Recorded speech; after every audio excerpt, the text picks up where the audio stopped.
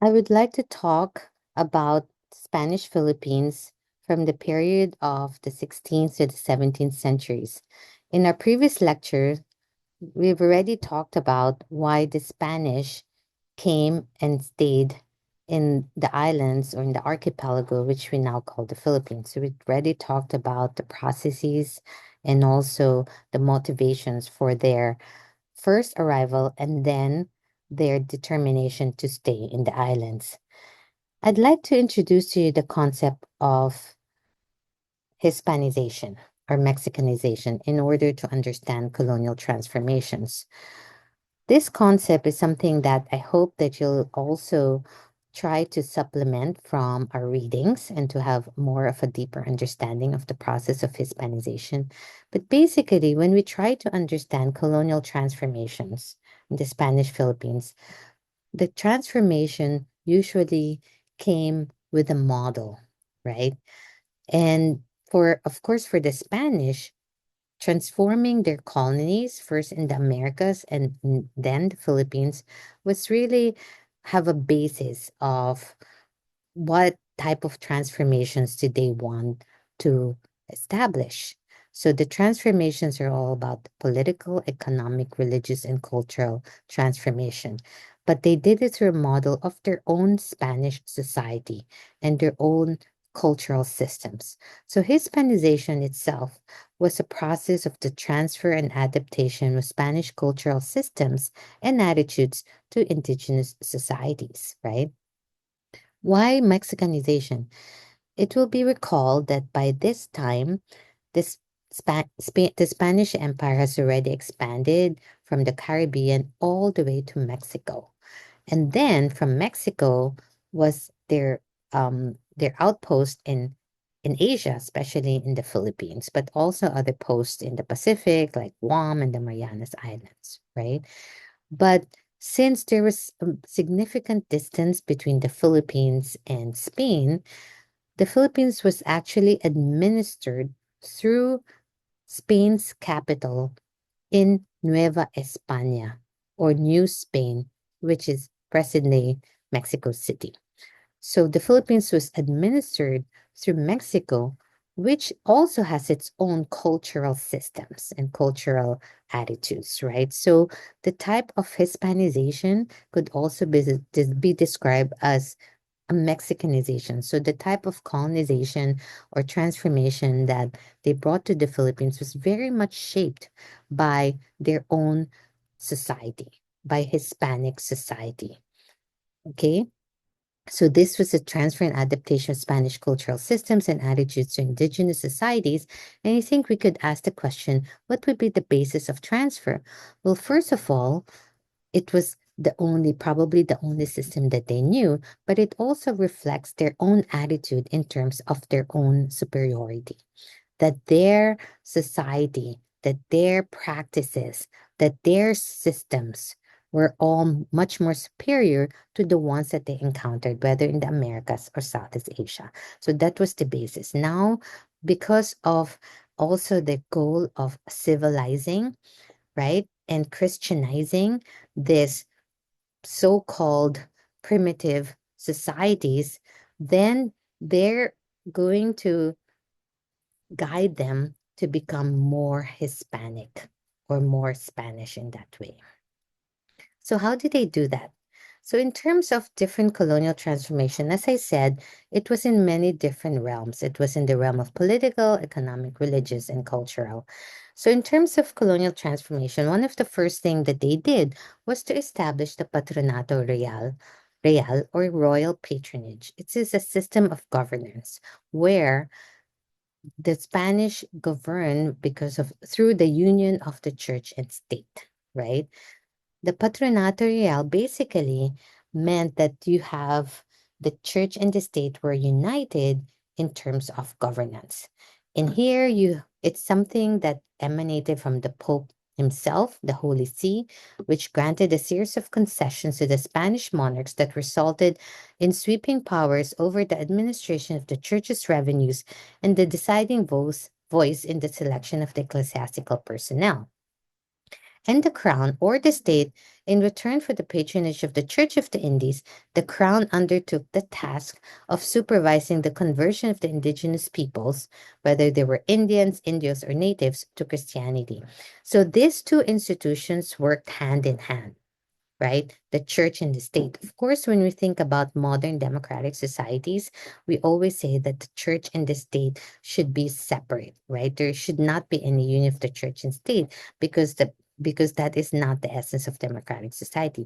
But in the colonial period, especially under the Spanish, the church and the state were united both in propagating their own missions, right? Whether to spread Christianity, but also then to Christianize or to civilize these populations.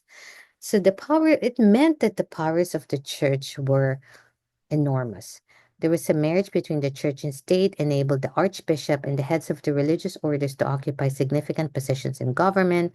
These friars or priests dominated the permanent commission and censorship, for example, which controlled information or the press and the entry of books and other printed matter.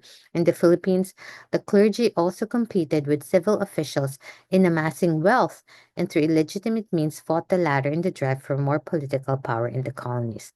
Because of the short tenure of office of the civil officials and the priest's knowledge of Philippine languages and geography, the clergy was the only element of stability and continuity in the Spanish government.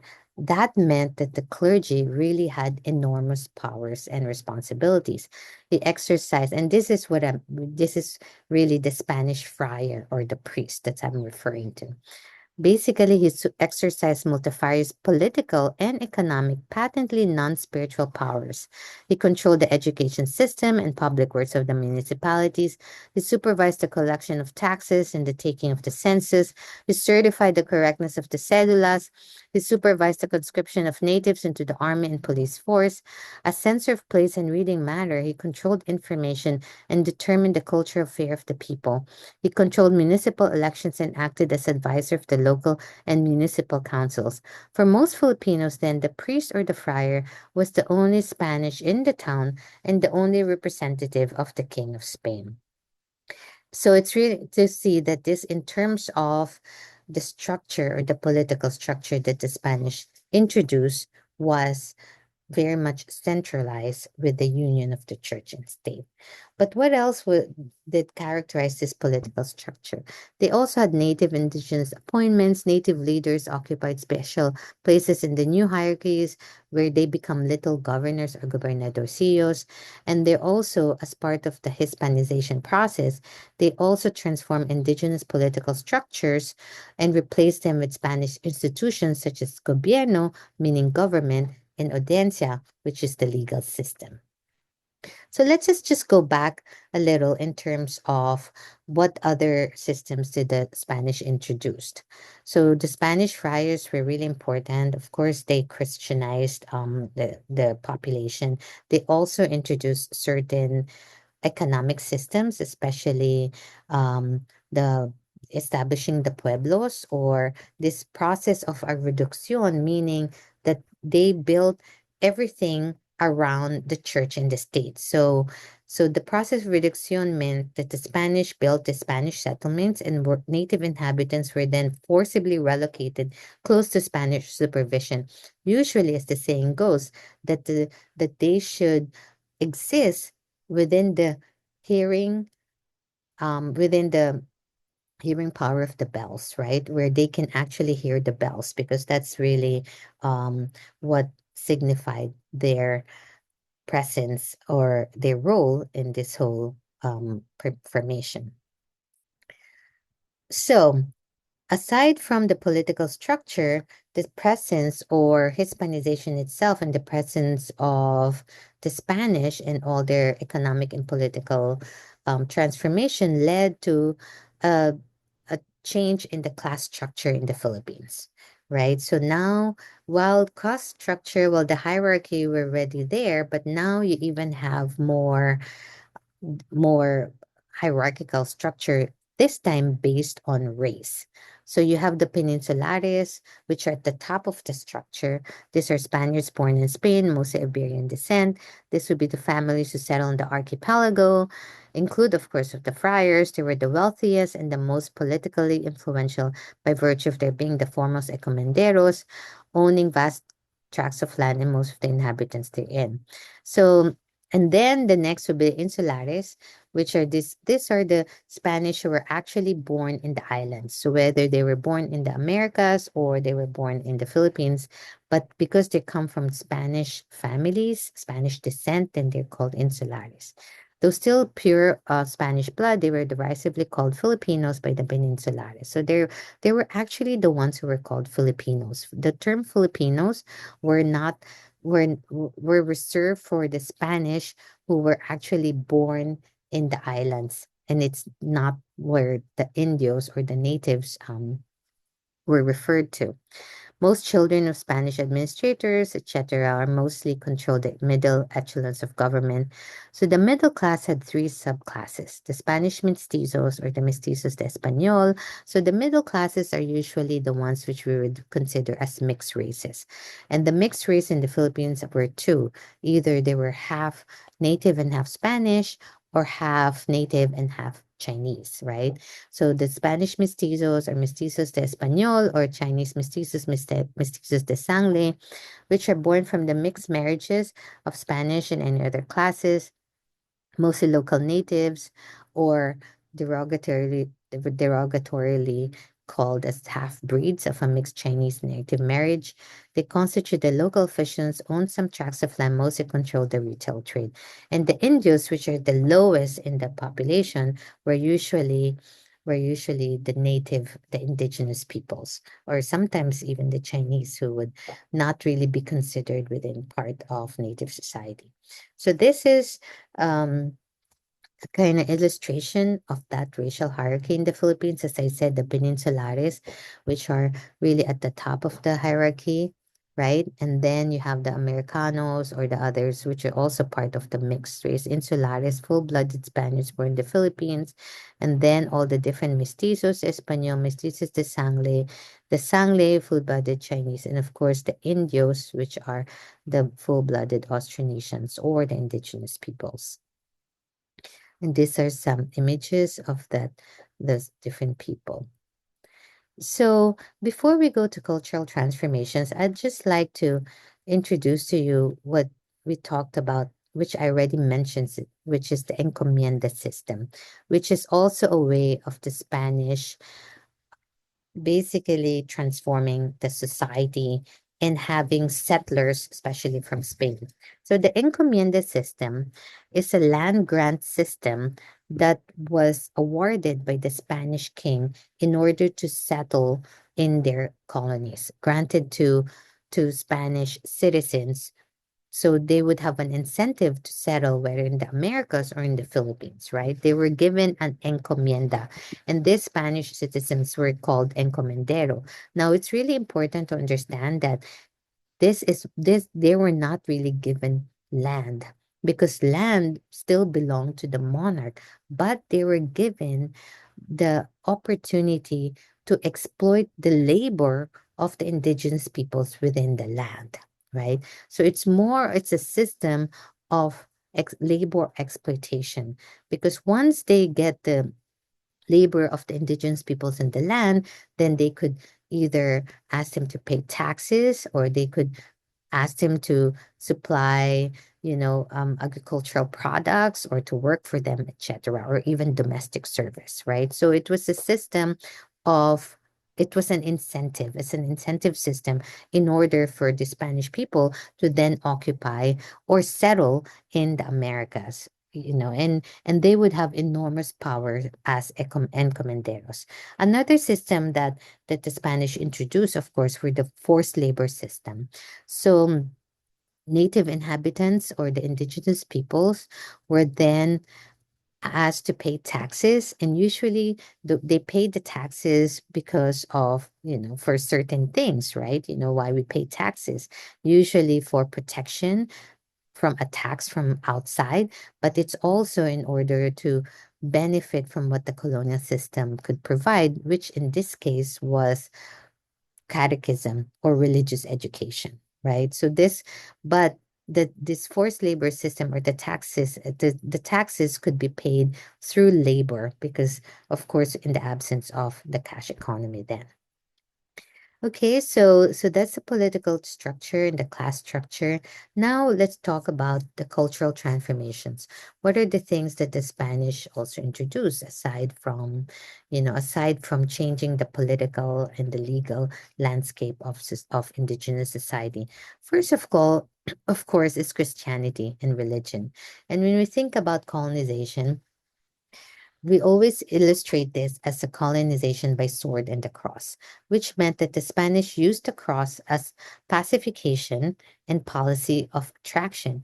They baptized the natives and convert them to Christianity, making them dependent on the church, right? So you can see here the cross, which characterized by the Spanish friars, and then you have the sword, which is the Spanish military. But if this did not work, the policy of attraction and conversion, then they used the sword as a means of coercion. In the Philippines, there were three major periods in the Christianization process. So the beginning from 1565 to 1578 is considered as preparatory and exploratory, just getting to know their territories, right? From 1578 to 1609 was considered as the golden age of the missionary, where in fact it was recorded that almost about 80% of the population got converted to Christianity. And the 17th century was really the falling of missionary enthusiasm. This is an image of indigenous religion or shamanism, right? And how now these two natives were converted to Christianity. And then, of course, they built a lot of churches and plazas and all that. So when you think about the impact of Christianization, I wouldn't go much into the details of all of this, and I hope that you'll be able to, as I said, supplement it with your readings. So, of course, indigenous practices and indigenous religions did not completely disappear, but in fact, what happened was a, sig- a unique form of Catholicism that was formed, Filipino full Catholicism, which is syncretized, meaning that you have the effect of Christian doctrine and practices existing side by side with indigenous religions and practices. But also, when you think about impact of Christianization, they led to the enormous power of the church, obviously, especially because of the union of the church and state. And because of that power, then you have the monopoly of that power by the priests, and which also led to a lot of abuses. So, but that impact of Christianization is more in terms of changing or transforming the cultural fare of the population. New traditions and new society emerged from this Christianization. First, people were baptized as part of the Spanish Empire, as subjects of the empire, which meant that they'll all baptized as Catholics. Then they also have education of the Catholic religion called catechism. And then there were new sacraments that were introduced, of course, once you become a Catholic, from communion to confession to matrimony, etc., right? And a new sense of morality. So what happened really when you think about Christianization in the Philippines? Because remember, we talked about animism, which was the pre-colonial religion. So the pre-colonial religion was a polytheistic religion, but with the impact when the entrance of Christianization, then that religion was somehow marginalized, or in fact, the Spanish wanted to abolish animism or this belief in many spirits. But in fact, now you have a monotheistic religion, which meant you just believe in one God, right? So these are the altars, the churches, etc.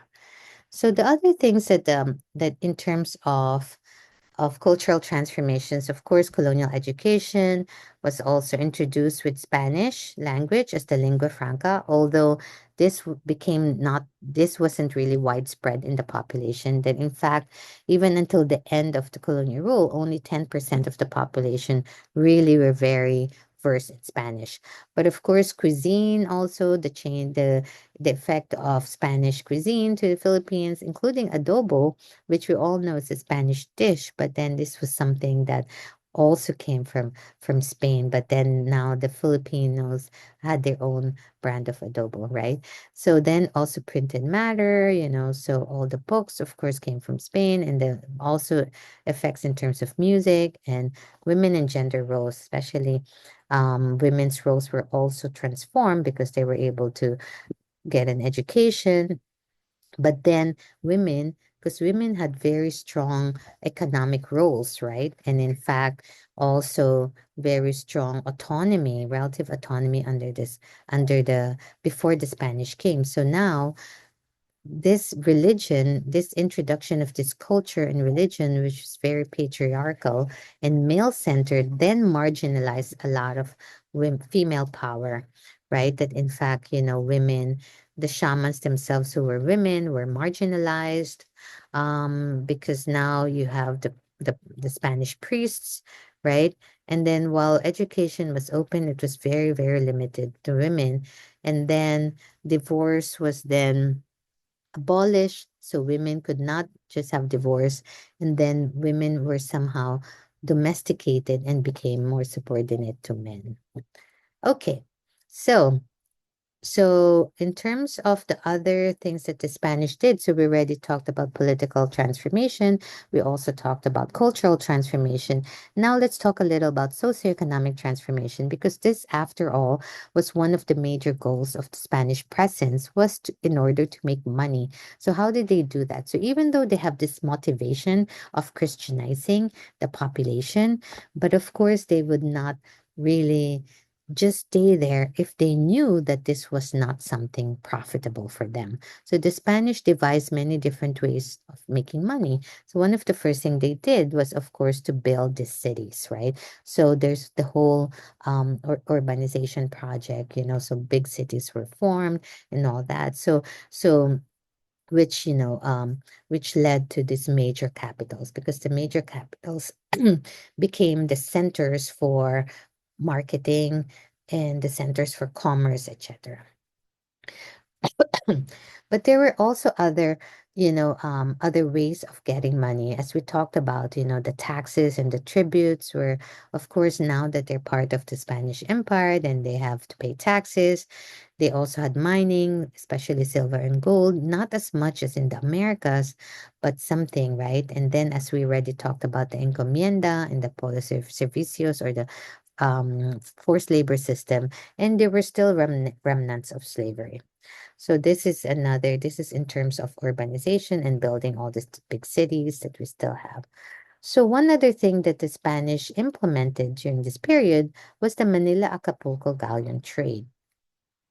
So it was actually from the beginning that they started the galleon trade, from Legazpi himself, who formally claimed the islands for Spain. A cross was symbolically planted and a mass was celebrated. In 1565, under Father Andres de Urdaneta, he successfully completed the eastward passage across the Pacific to New Spain, and this route was initiated and signaled the start of the Manila-Acapulco galleon trade. What is it? The galleon trade in the Philippines is from 1565 to 1815. Spanish galleons traversed the Pacific along a spectacular maritime route known as the Manila Galleon Trade Route, or Lanao de China. Why?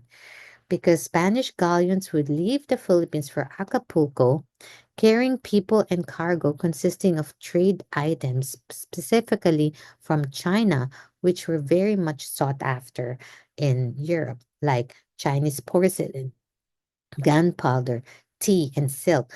And they will be dispersed to the rest of the Spanish colonial empire in Europe via Acapulco in Mexico. So the significance of the galleon trade is for the Philippines, the route represents an important period in the country's history of moves as movements of people and culture exchanges of language and customs occurred along this route.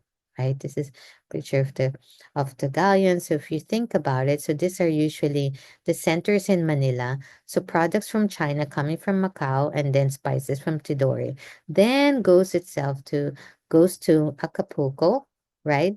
And then from there going back to the Philippines or Manila. So what was then traded in exchange for the products from China? Usually only silver. The Chinese really did not like any other thing from from Europe at that point. So silver became the major currency of this trade. If you can see this map, it's very interesting because right in the middle of it is Hawaii. And this actually explains because of winds, etc., and sales itself that how the Spanish missed going to Hawaii.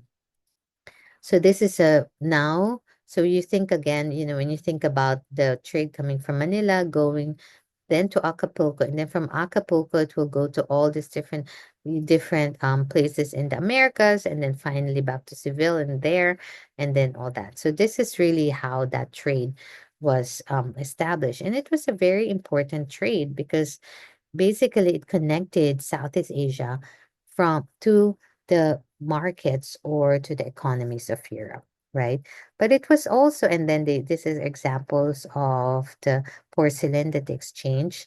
And then in return, we also get different icons, religious icons, etc., right?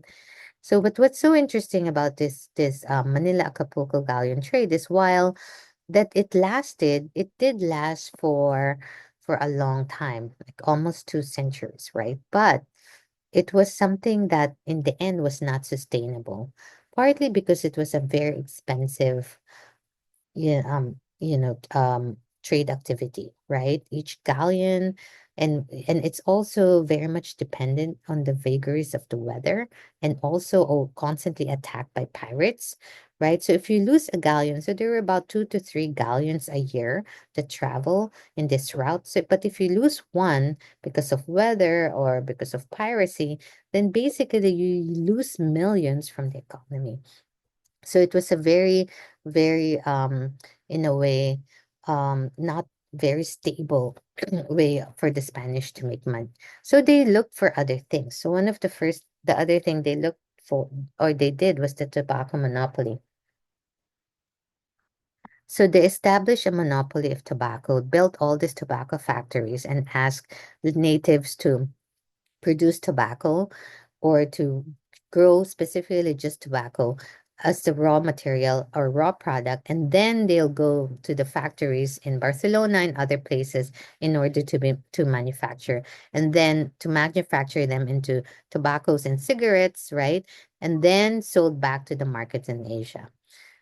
So this is, and women were employed, and were actually became so central to this economy because because women have very nimble fingers that they're able to roll the tobacco, so they were employed. So it brought a lot of social changes, but it also was very disruptive in terms of the economy because in the past people can just use tobacco and grow tobacco whenever they want. But now they have to produce it, and the Spanish have the monopoly of it. So once they they produce it, the people would actually have to buy in order to use it, which then caused a lot of disruption. And in fact, there were also very much, resistance and revolt surrounding the tobacco monopoly. So in the end, it was something that the Spanish also abandoned. So finally, by the late 19th century, the Spanish decided that they will be part of the growing commercialization of agriculture economy, which is also something that was happening also globally, which meant that they would produce certain products for the global market, like for example, here, spices, but also different products. So the idea was that the indigenous population will produce all this, what they call export crops or commodities, which were then going to be sold to the world market. Right. So they would have all these different spices, for example, and then you can see here, this is sugar. So sugar became very important commodity in the 19th century. They also produced rice, right? So here you can see rice being produced. And then this is hemp. So hemp was really important. This is the one that makes that became so important during the whole global economy in the 19th century, because the hemp were then made into paper, or like this type of fiber, for especially for ropes that were used in ships. What else? Of course, timber or lumber was also important, and coconuts were important. So all these economic transformations with the Spanish, it was always in order to look for how to profit from their colony. And then, well, doing all these economic transformations, also the Spanish, as I already talked about, also um, transform the society politically and economically. And this, of course, caused a lot of changes and disruption to indigenous societies. And we will discuss more, what will be the long-term impact of this colonization.